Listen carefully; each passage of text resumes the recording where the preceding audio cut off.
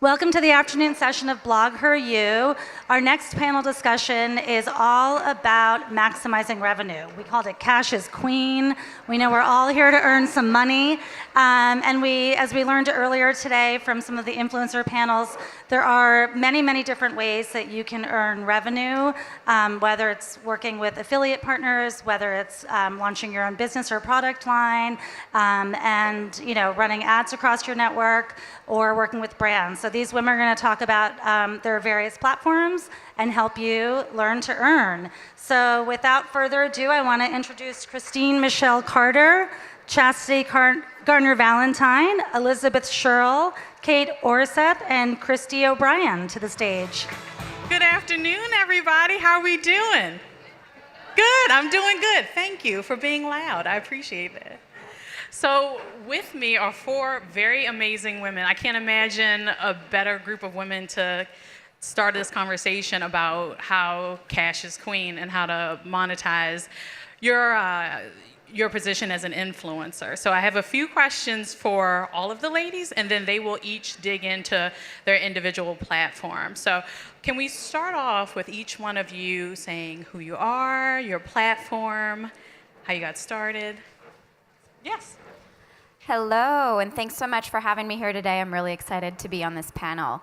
My name is Kate Orseth, and I lead our product marketing team for media monetization products at Facebook. And so what that means in practice is I work on all of the features that we're building to help you guys build a business when you share your content and build community on Facebook. Excited to dig in today. Hi everyone, I am Christy O'Brien from Reward Style. I'm our VP of Business Development.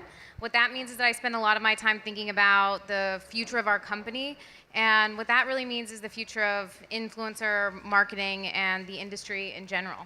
So really excited to be here. I think this will be a really fun panel. Hi everyone, I'm Elizabeth Shirley, and I'm the co-founder and president of Influencer. It's a company I started around 8 years ago. And I spent a lot of my time working with brands directly. I did sales in my prior life, so I'm excited to talk to you guys about how to make money. But yeah, I think I can share with you really what brands are looking for when they partner with influencers. Hi, I'm Chastity Garner-Valentine. I started out as a blogger in 2008 with the blog Garner Style. And in 2015, I co-founded a conference called the CurvyCon, which focuses on plus-size fashion, body positivity, and bringing a large online community in person. Cool. So we'll go reverse order. Chastity, can you start with some myths or misconceptions that folks may have about how influencers and bloggers earn their living, make a living? One thing I would say is that it takes what the common saying is, like, it takes 10 or 15 years to make an overnight success. I feel like one big misconception is that it takes, like, a lot of people will be like, oh, I started my blog a month ago and I'm not making any income. Like, for me, it took me 5 years to be able to go full time. And so, like, the myth that you're just gonna jump into it and be able to make the money you wanna make, it's just not realistic. Yeah, I think I second that. I'm not an influencer per se, but in starting your own business, it takes a long time to actually make money. I know even starting my company, I didn't get paid for several years, so don't be disappointed if you're not an overnight success. But I would also maybe turn the question on its head and say, I think there's also a misperception that everyone who is an influencer wants it to be their full-time job. I know in looking at members of our community, there's 4.6 million of them. And when they're working with influencer, they're not necessarily doing things for money. A lot of the product collaborations we do are for free. And in looking at our community, most of the women actually have 9-to-5 jobs, and the average age is around 32. 80% have gone to college, and a lot of the most successful blogs that we've seen are ones that are kind of unique and kind of turning things on their head. Like, there's no one size fits all to success. There's one blog that I really like called Engineering in Style, and she's actually a full-time engineer, but she's blogging about fashion. So I just think, there's no one size fits all. You don't have to do what everyone else is doing to be successful. It takes time, and not everyone is necessarily looking to get paid on every post, nor should you. Yeah, I would say so. We're kind of at Reward Style, the flip side of that coin. So we were really started by an influencer for influencers in order to empower them to actually quit their day job if they wanted to, and allow them to monetize across all social platforms, across a bunch of different channels. So I would say that one of the big myths is that everybody can do it and it's easy. It's not easy. So what we see is you got to put in a lot of time. There's like truly just a ton of hustle. I think there's this sort of general perception that you can post a couple of times and create an audience that's truly connected with you. And actually what we find is it takes time, it takes a lot of consistency, and it takes a lot of hustle. I'll close this out here. I think one of the questions I get a lot is, can I actually build a business on Facebook? And it's something that we've been working on a lot to support creators who, in all honesty, foster some of the most thriving, vibrant communities on our platform. And so we do offer a lot of ways for creators to make money, whether that's sharing branded content through brand deals. And we're working a lot on other features, the ability to earn money through ads revenue share products in your video and your content, as well as some new features, ways to earn money directly from your fans and your most loyal followers. And so, I'm happy to dig into that a little bit more, but it's definitely, a meme we'd love to address. Like, there is a way to foster an amazing, authentic community and build a sustainable business on our platform. I would like you to go ahead and dig into that. Actually, as the veteran of the group, please continue. Sure. So I kind of alluded to the 3 types of features that we've been working on to support creators like you. The first and probably the most commonly used feature for people is to share brand deals, to share their branded posts on Facebook. And this is something that we see works well, particularly when you've invested in a more authentic, engaged community, and when you're really thoughtful about the brand partnership and that it's really aligned to your authentic voice. We've also launched a tool earlier this year called Brand Collabs Manager, something we're really excited about. It's a way for creators to create a profile that showcases their work and their community and to be discovered by brands for matches for brand deals. So advertisers can come in and they can search using accurate data about your audience or your the type of content you post, your vertical, and discover new fresh voices that they may not have known about but would love to work with because of the influence that you carry with your audience. So this is something that we're testing in the US. We're starting to open it up more broadly to folks that have more than 25,000 followers. If you're interested, you can go to facebook.com/brandcollabs, or you can go to facebook.com/creators to join our creator community. We also are working on ways for you guys to earn money through ads revenue share products. So we're testing a product called Ad Break. It's pretty simple. You can put an ad before inside your video, and we share that revenue with you whenever someone watches that video and sees the ad. This is, again, something we've been working on for a bit, and we're looking forward to rolling it out more broadly. Lastly, promise I'm almost done here. We're also working on ways to to build a business when you've got really maybe niche communities or really loyal fans through support directly. So there's a product we've been testing called Fan Subscriptions, which is really simple. You define a set of benefits that you want to offer. It might just be a supporter badge, might be exclusive content, and people can sign up and pay $4.99 to support you directly. Really simply, it takes just a couple clicks and they get access to whatever perks you've defined. So again, really, it's something that's really important to us. We're working a lot and are trying to create a lot of flexibility in choice so that you can pick the type of business model and feature that works for you and your community. That's awesome. Christy, thinking of reward style and for the influencers and bloggers in the audience, do you have any qualifiers for the platform? How do people participate? Yeah, I would say something that is unique about Reward Style is that we really take an investment approach in our influencers. So when we think about the right community that we want to build on our platform, it's really about how we can invest in those influencers. And so we do certainly have some criteria, but the beautiful thing about the influencer marketing ecosystem is that it's so, and I'm sure you're going to hear this a million times, but there is no one size fits all. And so there's not this like perfect check the box, like if you do these 5 things and you look this certain way and do this certain, sell these certain products, then that's the right person for us, which actually is really great and creates a really diverse set of people that are a part of our community. So the way that we approach our platform is to look at a matrix of different qualifiers and different identifiers.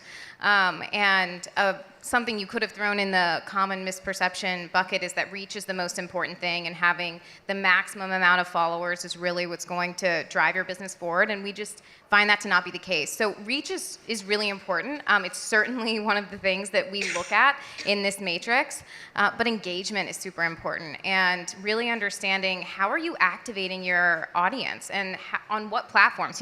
A lot of audiences work really well with Facebook, and some may not work as well with Facebook. Some are more Instagram focused or more Pinterest focused or more blog focused.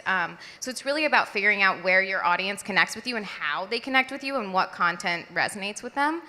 So engagement is super important with us. And then I would say the last thing is content. So there's a person when you join the Reward Style platform that actually looks at the content that you're generating. And so it's important that that content resonates with consumers, and it doesn't mean that it's the most beautiful content in the entire world. It could be really funny. It could be really inspirational. So it's really about creating really beautiful content or really inspiring content and really engaging content.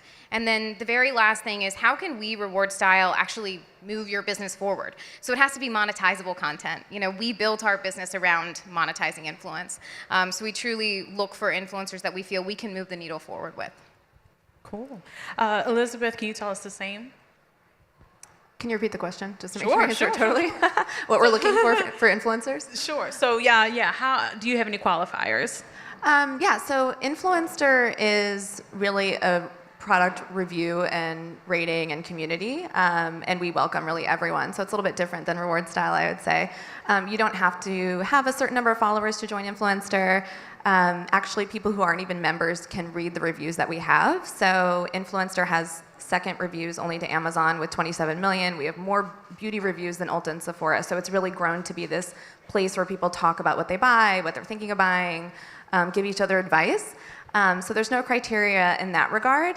When we work with brands to collaborate with members of our community, they do have criteria. So some of that criteria could be like, hey, I want to send my products to people who are writing reviews about this particular product, or people shop at this particular retailer, or they're active on Instagram.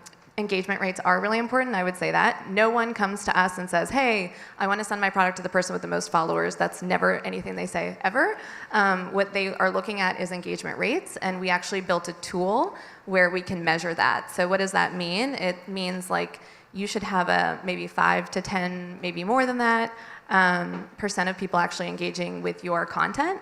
And again, that would go down the more followers that you have. But I would say we have a lot of brands who come to us and say, I'd rather reach more people, like send my products to more people with lower followings as long as that engagement rate is high. And I'm hearing that more and more, so that's something to really think about. As somebody on the flip side, Chastity, can you tell us about how the transition from blogger to founding the CurvyCon was, and then how you see CurvyCon kind of growing for the years to come? So for me, I started out as an influencer, and so my main client were their brands. I'm doing affiliates. I'm doing things like Reward Style, Google Ads, and that's how I'm making my revenue. The CurvyCon actually gives me and my partner an actual product. So now we're involving our consumers, our fans, our followers, and they're actually consuming our product, investing in our product. So it allowed me to be able to just have a product there on hand to be able to expand revenues between both brands, clients, and then consumers. And then what was that last part of that question? Where do you see the future of CurvyCon now that you have it established? It's interesting because now the CurvyCon is moving towards content creation, which now we have this one-day event. It's consumed in 2 or 3 days, and now we want to keep the conversation going. We want to be able to create content around the CurvyCon for all year long. So it's kind of like I moved backwards. Like when I was an influencer, I was creating content, and then I moved to a consumer-based product. Now I'm a consumer-based product, and I'm trying to move backwards into creating content. So with that, you wanted to have alternate channels, and it sounds like you think diversification is key. Would that be a recommendation that you make to the audience on a way to earn revenue? What are your thoughts on that? Most definitely, diversification is key, but also you want to know that your income is going to change over the years. For me, like when I first started, it was brands, it was affiliates, it was Google ads. Now I'm not so much on like Google ads. I'm still brand heavy, but now I have revenue from the CurvyCon, and even with some of the algorithm changes of Facebook, sometimes those, that income changes because of that. So you kind of want to diversify so that you can still have like sustainability in your career and those sorts of things as well. Cool. I'm totally cheating, guys. I have a lot of questions, so I at least have a pink folder to cover up all of my questions. But Elizabeth, this one is a long question, so I have to read it straight from it. Okay. So some folks have gone from product tester to having direct relationships with brands, which means more earning opportunities. What do you think the brands are looking for, aside from engagement, looking at that? And what advice do you have for the women on your platform who seek those kind of opportunities? Yeah, so the thing with Influencer is we do not compensate people to test products. So what brands are looking for when they come to us is really hyper-targeted experiences. On the flip side, for the product tester, it's a really great way for you to test things that are really for your own lifestyle. So we get a lot of information from you, and it's something hopefully you'll like. But also we're looking for honesty. So we're not paying you, you can say what you think, but on that note, brands are definitely paying attention to what our members are doing. So there's been some really cool activations where like L'Oreal Paris, Garnier, Kiehl's, just to name a few, actually picked out people who did free posts, and they just thought they were really genuine, and they loved the quality, and they invited them to New York to be in national ad campaigns. Some really exciting things that I'm seeing, actually Cody Rimmel, the brand, did this, where they're actually putting paid media behind some of our users' channels. So they're not just taking the content, they're actually promoting their channel and using their media dollars behind it, which means, this member is actually getting a lot of followers for just doing a really great collaboration with a brand. So those are some of the exciting things that happen. I would say the first step is getting picked for an influencer campaign, and the things to do if you join, it's free, is to connect your social accounts and just share a lot about yourself. The more we know about you, the more you have a chance to be connected. And then if you are in a campaign, the way to stand out is just to really focus on quality and authenticity. And, I think also what they're looking at is, we do look at people's profiles and feeds as well, and just make sure you're not pushing like random sponsored stuff all the time, because that's not the type of person they want to develop a long-term relationship.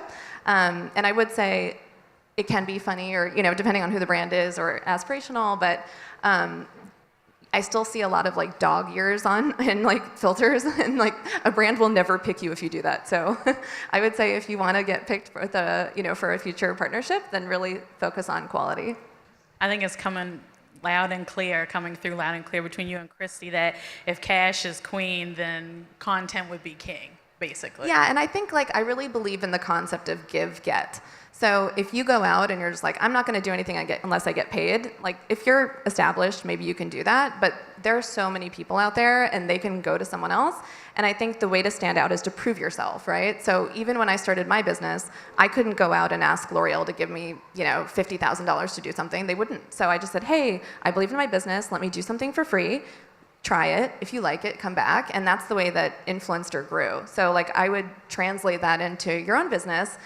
Contact a brand that you really love, send something heartfelt, find the marketing person who makes the decisions, and say, I want to try this, I believe in your product, it goes well, then it turns into longer term.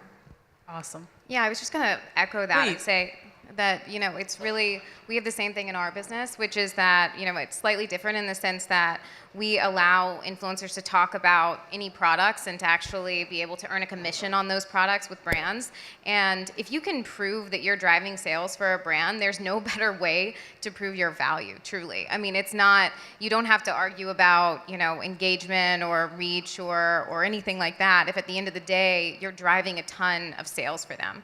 And so, again, you can't just go to a brand and say, just, give me 50 grand. But if you can go to a brand and say, hey, I drove $100,000 worth of sales for you last year, that's a real meaningful message. What are some best practices for the audience to pick up to be able to drive those sales for brands? Yeah, I mean, I think it goes back to probably the same thing you hear all the time about authenticity. I mean, there are certainly best practices, but again, it goes back to every person being really unique and truly understanding what your audience actually really needs and how are they interacting with you. I would say there are certainly some best practices that we always try to push with our influencers as we try to educate them and as we try to educate brands as well. Obviously we're working across both sides of that.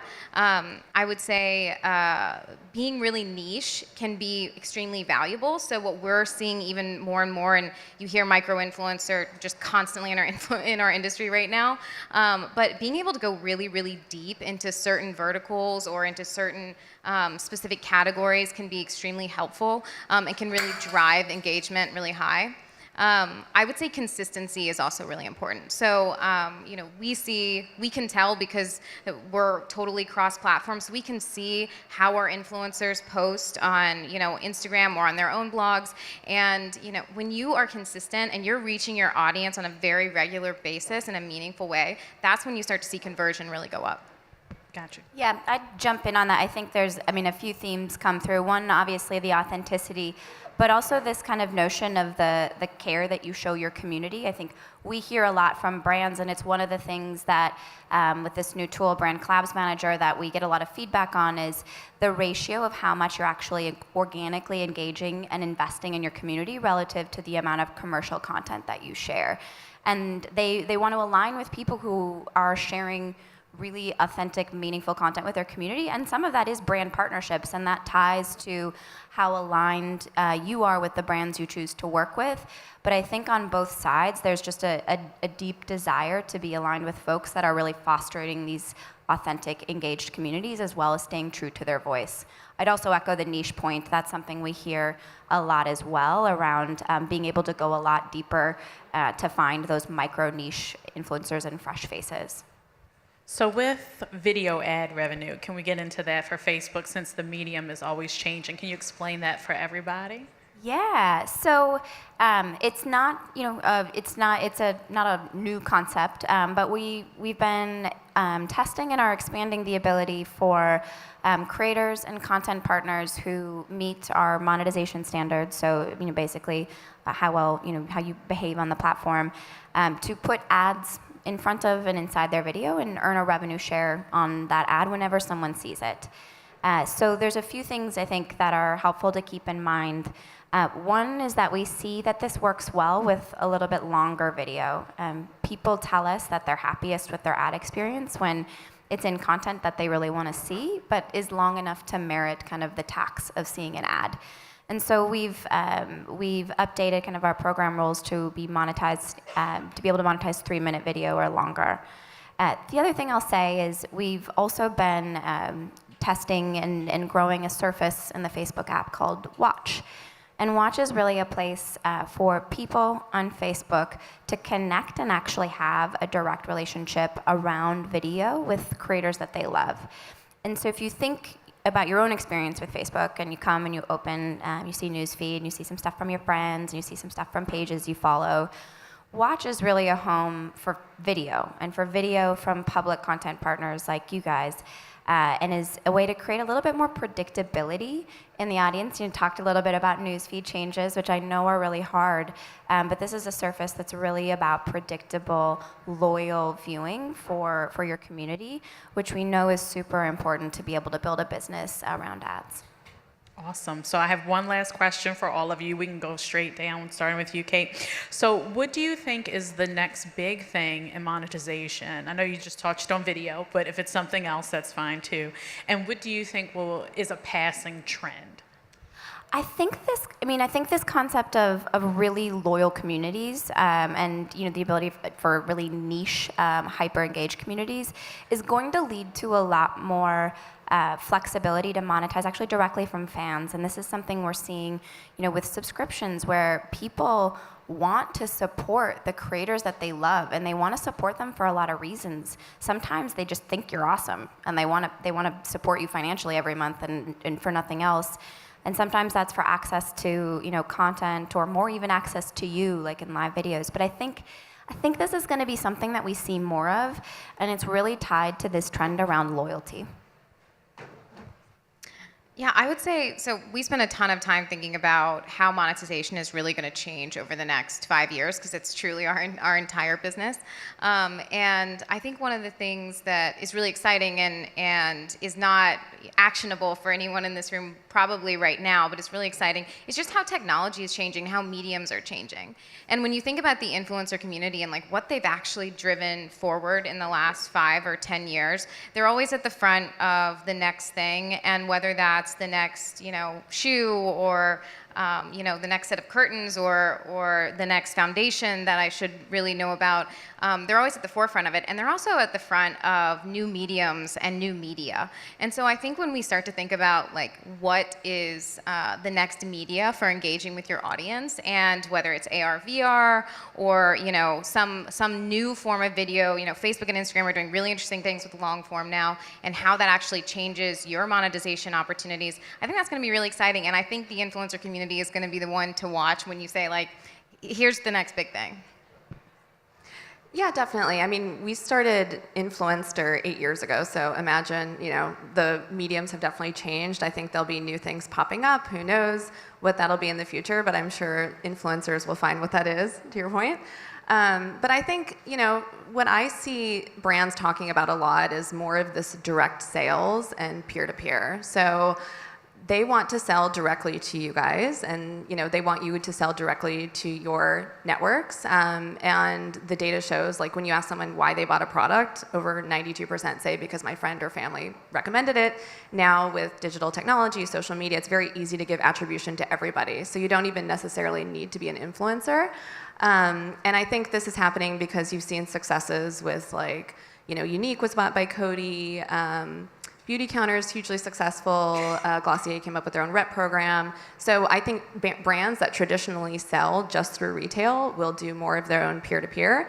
And I think part of this reason is they're scared of retailers, particularly Amazon. You guys might not be in this world, but it really dictates what brands are doing. And Amazon has all this product data on the brands that they sell. And what they're doing is they're actually coming out with their own store label. So then they actually compete, right? So that's kind of driving this. And I think this means huge monetization opportunities for everybody as brands, like you're saying, develop their own loyalty programs. Like everybody's talking about this. So I think you'll see that a lot coming. I definitely feel that there's going to be some new platform everyone's going to be running to. But I'm kind of waiting on Instagram to kind of perfect the, I'm waiting on Instagram to perfect the affiliate process, but I still feel like it's not all the way quite right. So that for me is kind of where I'm thinking that it's going to go. Awesome. And I do want to keep in mind that you guys probably have questions for these ladies. How should we handle that? All right, awesome. Pop on up. I'm pretty interactive, so let's just roll with it, okay? So I actually came to this conference for this session because I was thrilled to hear that there would be a rep from Facebook and from Reward Style. So myself and some of my friends here, we've been blogging since 2011, and we're established bloggers, but we've found with the changes with Facebook, with the branded content tool, it's been very unclear around affiliates and how, if we can share, if sharing an affiliate link is considered branded content, because that just changes the way we share affiliate links on Facebook. And for most of us, it's a $10,000+ a month question. And so I was wondering if either of you can provide any clarity on that. I can take that one. Okay. Yeah, so our branded content policy covers really anytime you're sharing content where there's a commercial relationship between you and another entity. Right. And it does nothing other than disclose to people when you use that tag that you have a commercial relationship. So affiliate marketing is covered under that broader umbrella of the policy, and it is one of the scenarios where you should use the handshake tag. I have a couple of follow-up questions. So should we, as influencers, be tagging reward style, or should we, if we share Etsy links, be tagging Etsy? If we share Amazon links, should we be tagging Amazon when Amazon doesn't allow it? It's a good question, and maybe we want to follow up after this to go into a little bit more detail on the specifics of whether the relationship is with WardStyle or with another brand through RewardStyle. But maybe let's follow up after this. Okay, so just one more question. In the branded content, it does say that for influencers, and it might be a lot of people here, that you need to create or be part of the creation of the content you're sharing. So for instance, if it was a photo of you wearing shoes, I assume that would be fine. But what if you just shared a photo of the shoes from the retailer's website? Would that be okay? Yeah, I think what you're alluding to, I think, is a recent policy update. A lot of what's behind that is actually a practice that we call manufactured sharing. And what that is when a content provider page pays another page to share what is often clickbait, actually, that leads to, when a user clicks on it, to a website that's full of ads. And so the intent here around this is really around when there's a partnership between you and a brand, use the handshake tool. That's very much within the spirit of helping you build your business and share that type of content. This is really around like that kind of paid distribution, manufactured sharing, where there's really no involvement with you other than you're receiving a check to share something that's often pretty clickbaity and spammy. Okay, so but if it was an affiliate, even though they don't know where that we're sharing it, so for instance, like Nordstrom would never know if one of these women shared their shoes, you would still consider that fine? I mean, I think in the broader spirit of that, of how that policy is written, I think that is the type of partnership that you should use the tag for. Thank you. Okay. Hi.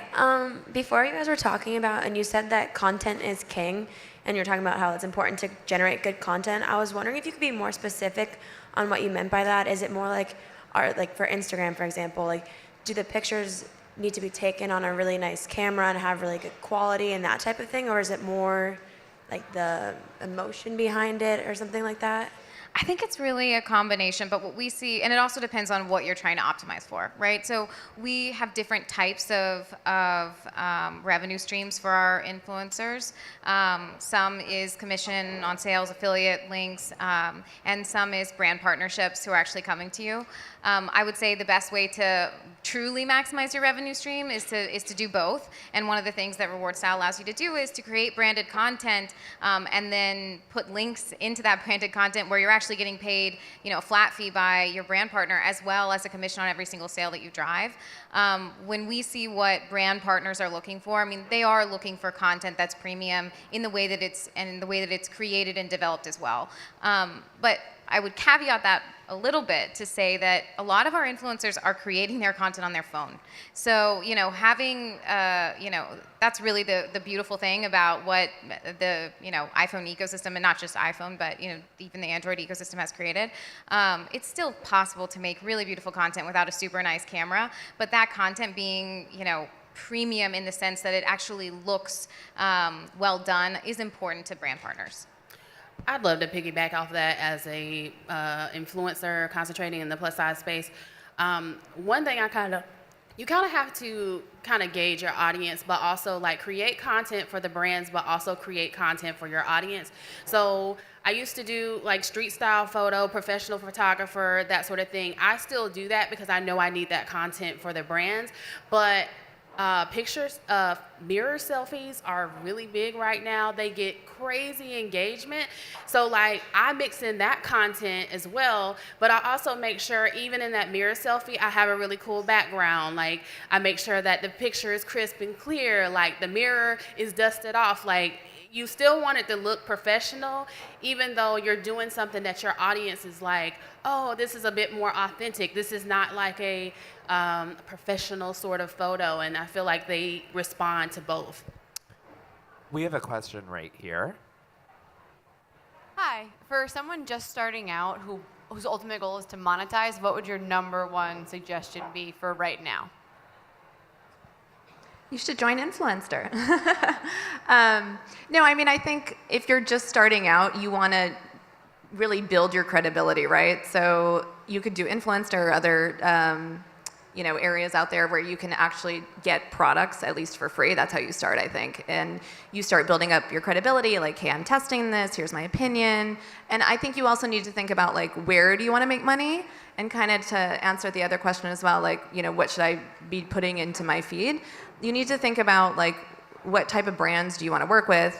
And I totally agree. You need to have real stuff in there too. So what I'm not saying, or what I'm saying is, don't have everything be completely curated. I think people like real. Like, think about some of the most popular ones out there. They just put it all out there, right?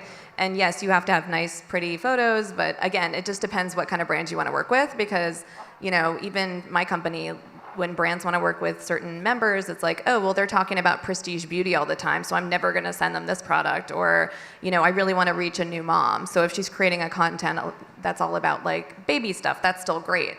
So it just depends, like, where you fall, and frankly, that should be, like, what you're interested in and which brands you like. Yeah, the influencer community was disruptive because it's humans, like, it's real humans. So it's really about you figuring out who you want to talk to, and I would suggest the exact same thing. And it's about building your audience, and where do you want that audience to be? There's so many different platforms now to build your business. It's about figuring out where they live, where they live in that ecosystem, not where they live physically in the world. Thankfully, you can get to anyone in the world now, but where do they live in terms of all the different platforms that are available to you? We have another question right here. I, along probably with a lot of women in this room, come from Canada, and we have many millions of loyal followers, and in particular, going to Facebook, we would, as an example of one of the things that we'd like to do, would be to create a series of episodes of a cooking show, as one example, and with these millions of followers, they're asking for us to have a watch page. Is this something that's going to be opening up into Canada? Yes. So with Watch, I talked a bit about why we created Watch. One of the things that we've been looking for a lot, we've been testing this in the US, and one of the things we've been looking for is really around how well it's resonating with people. And we're seeing actually that people who discover the surface regularly come back, and that kind of stickiness and loyalty is one of the signs we've been looking for that are giving us confidence to look forward over the next couple months and think about expanding beyond the US to more markets. Is definitely something that we're thinking very actively about, both for Watch and the ability to create content and episodic content for Watch, and also the ability to bring those business models along with you so you can build a business while you're creating that content for your community. We have a question in the rear here in the center. Hi. So piggybacking of what you said on Facebook, since you now have Watch, what is the demographic of people that you're seeing actually using that platform? Is it younger, the way you see it with YouTube? Because for my demographic specifically, and we want to do sketch comedy, is women in their 30s and 40s. Is it worth it to try the Watch? I know you're probably forced to say yes. I'll also open it to other people. I hope they can have some opinion on that. Yeah, I mean, I think, who watches your content is actually a direct connection to the type of community that you have built on Facebook. So there's over 2 billion people that are on Facebook that come back every month. All of them are watching video. Many of them are connecting with pages and creators like you. And we've opened actually Watch Up in the US to be available to many, many more types of videos. So we started with shows, which was a certain type of episodic content, and we've expanded that more broadly. So my advice, I think, would honestly be to just experiment, especially if you're creating this kind of content already and maybe sharing it somewhere else. Experiment with it, see how it resonates with your followers, see if they come back, tweak to see what works based off of the insights that we share. And then again, take advantage of some of the business models that I talked through. But yeah, I mean, of course, I'm a little biased, but I definitely think it's worth experimenting to see what resonates. I tell you what, I'm not biased. And I just did a Forbes article on Generation Z moms and millennial moms. And Facebook is still the #1 platform for peer-to-peer recommendations. So I would say take advantage of Facebook as much as you can. Yeah, and I would say too, a lot of what I've seen for success is, people don't necessarily use one platform. So a girlfriend of mine actually created a video blog for women a little bit older, 30s, 40s. That's me, by the way. But, she was like, everything for beauty is basically for people in their 20s, and there's like other women who want to get advice. She's had huge success on YouTube, but she actually regrets the fact that she didn't invest more in Facebook and some other platforms at the same time, because there's always new things coming out. So I would say you should be doing stuff on Facebook, you should be doing it on YouTube, Insta videos, like test everything. And also it's not like you put the same thing out on each platform either. Like certain things will resonate better for your Facebook audience versus your YouTube. So I think it's great to invest in all, because you'll just have to do slight tweaking of your content. We have another question up front. You can hear me, right? Okay. So one thing that I find really common in the influencer market and with women in general is we say we want to talk about money, but then we actually don't do it. In the spirit of this being cash is queen, right? That's what cash is queen. I would love, especially for you two on the end, because I think this kind of applies more to what you both do, if we can talk a little bit about what we should actually be charging as influencers. If a brand comes to me, we talk about micro-influencers are so big right now, so between the 10,000 to 100,000 follower category, which I think probably a lot of us fall into. A brand comes to me and says, hey, we love you, we want to work with you, what are your rates? I would love some actual numbers that you might be willing to share.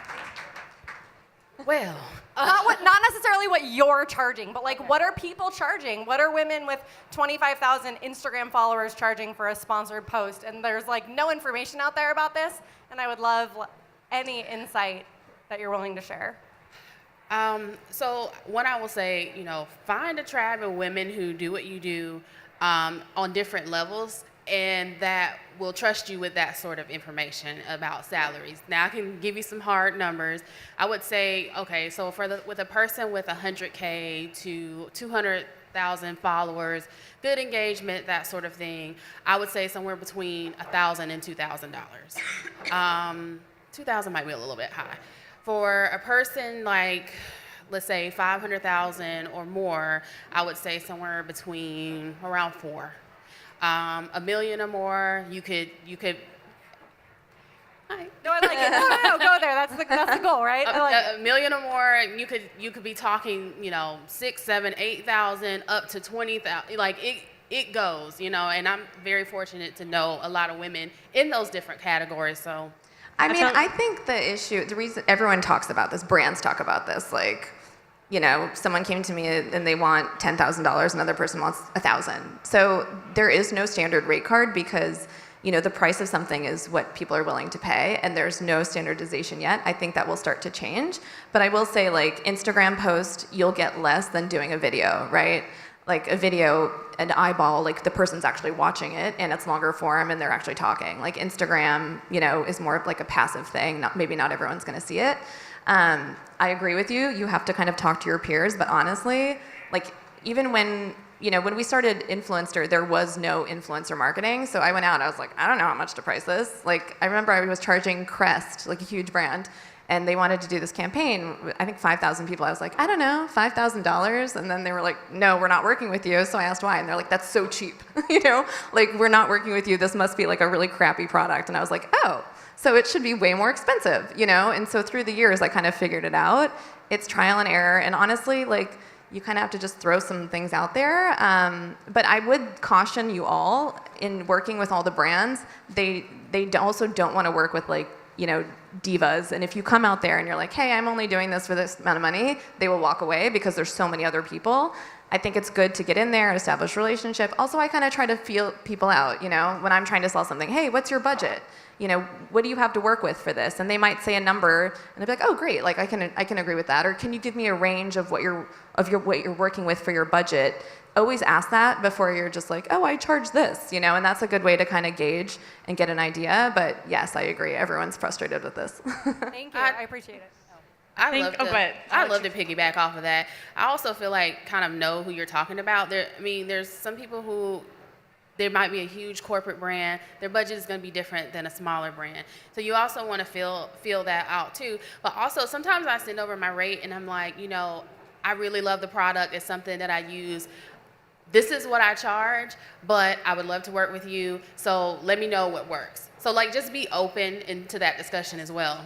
Really quickly, I would say, I'm sorry, we're out of time. I'm getting the wrap up, but can everybody give their social handles so follow-up questions, somebody can DM you, message you? I'm on Facebook, Kate Orseth on Facebook, but I don't have a handle on Twitter. Okay. On Instagram, I'm Christy O'Brien. Elizabeth Shirley, just my first and last, very easy. Garner Style, Garner Style, all one word, on everything. Awesome. And C. Michelle Carter for me. Thank you so much, ladies.